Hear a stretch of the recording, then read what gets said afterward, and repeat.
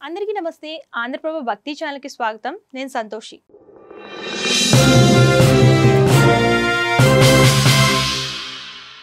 అందరికీ ఎంతో ఇష్టమైన రాఖీ పండుగ రాబోతుంది. ఈ రోజున అన్నాదమ్ములకు అక్కా చెల్లెళ్ళు ఎంతో ప్రేమతో రాఖీ కడతారు. తనకు రక్ష కట్టిన సోదరీమణులకు అన్నదమ్ములు కూడా ప్రేమతో తమ శక్తికి తగిన విధంగా బహుమతిని ఇవ్వడం ఆనవాయితీగా వస్తుంది.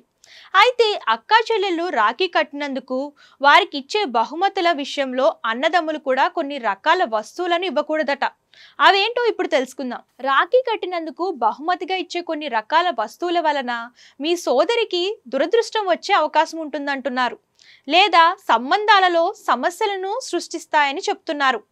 ముఖ్యంగా హిందువుల విశ్వాసాల ప్రకారం ఇటువంటి కొన్ని నమ్మకాలు జీవితంలో ముఖ్యమైన పాత్ర పోషిస్తున్నాయన్న సంగతి తెలిసిందే. ముందుగా గాజు. అక్కా చెల్లెళ్లకు గాజు పాత్రలను బహుమతిగా ఇవ్వడం అశుభంగా భావిస్తారు. గాజు పెళుసుదనం కూడా సంబంధాలతో ముడిపడి ఉంటుంది.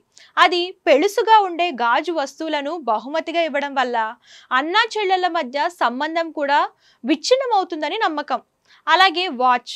వేద జ్యోతిష శాస్త్రంలో టైం అనేది శనీశ్వరుడితో ముడిపడి ఉంటుంది. వ్యక్తి జన్మ కుండలిలో శనీశ్వరుడు అశుభ స్థానంలో ఉంటే చేపట్టిన పనుల్లో అడ్డంకులు, జాప్యాన్ని కలిగిస్తుందని చెప్తారు.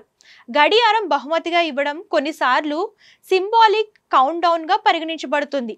గడియారం ఆగిపోతే అది సంబంధం ముగింపుకు సంకేతంగా భావిస్తారు. పదునైన వస్తువులు. కత్తులు లేదా కత్తెర వంటి వస్తువులను బహుమతులుగా పరిగణించరు. ఎందుకంటే పదునైన వస్తువులు దురదృష్టాన్ని తెచ్చిపెడతాయని నమ్మకం. అలాగే నలుపు రంగు దుస్తులు. చాలా సాంప్రదాయాలలో నలుపు రంగు దుఃఖం, విచారం, బాధ వంటి ప్రతికూలతలతో ముడిపడి ఉంటుంది. ఈ కారణంగా ఈ రంగుల బహుమతులను ఇవ్వకూడదని చెప్తారు. ఎందుకంటే నలుపు రంగు అశుభ శక్తిని సృష్టిస్తుందని, సంబంధాలలో అసంతృప్తిని కలిగిస్తుందని విశ్వసిస్తారు.